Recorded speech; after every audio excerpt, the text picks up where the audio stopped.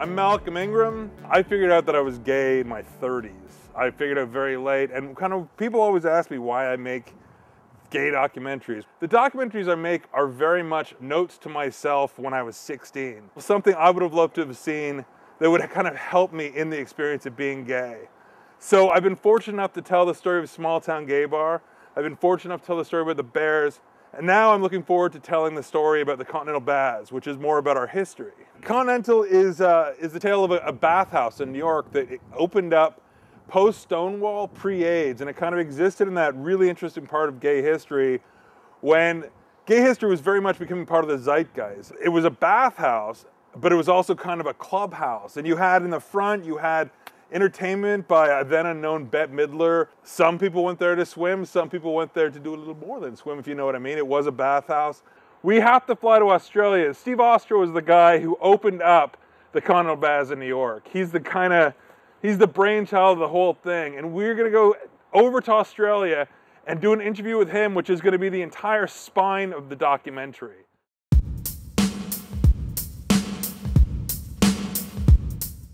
I'm in Vancouver and I'm about to go to Australia. I'm a fat man in a little seat.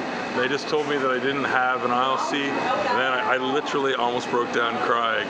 We're headed to Sydney, Australia. 17-hour flight. Sydney, man. Can you believe it? Sydney. Thank you. See, we got a booster, a Sydney booster. I'm excited about being in Sydney. But I'm not excited about the flight. I'm really excited about interviewing Steve Ostro. He's the guy who owned the Continental. He's the reason why I'm flying all the way 17 hours when I'm a big guy. I'm doing the people next to me a favor. Get pretty stinky, I imagine, on the flight. So, free cologne. Go for endorsements there.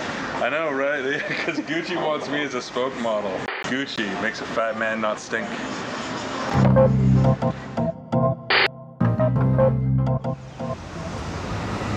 Welcome to Australia.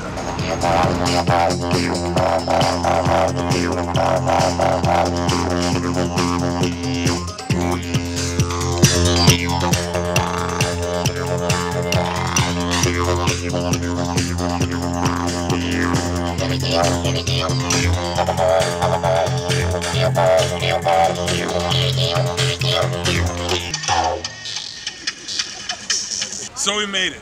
We're in Australia, we're getting the interviews. Last night we stayed up, we got here, man, the flight was so long.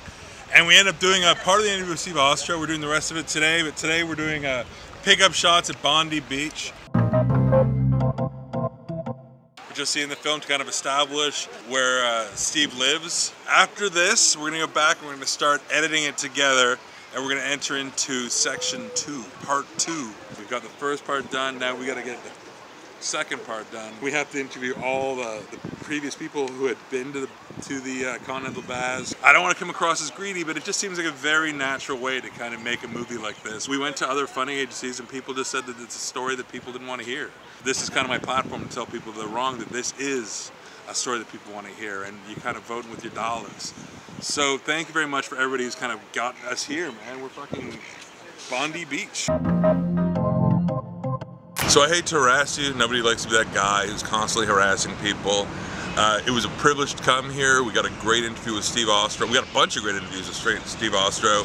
The story is well on the way to being told. Next stop, we're going after Bette Midler. I'll include a little clip right now of my mom pleading for the Bette Midler thing. I have to be able to ask Bette Midler a couple of questions. Thank you very much, everybody who kind of pitched in. It's our movie. It's going to be a great movie. It's a thrill to be here in Australia. It's a thrill to get to tell this story. Thank you very much. And yeah, man, look, we made it to Australia.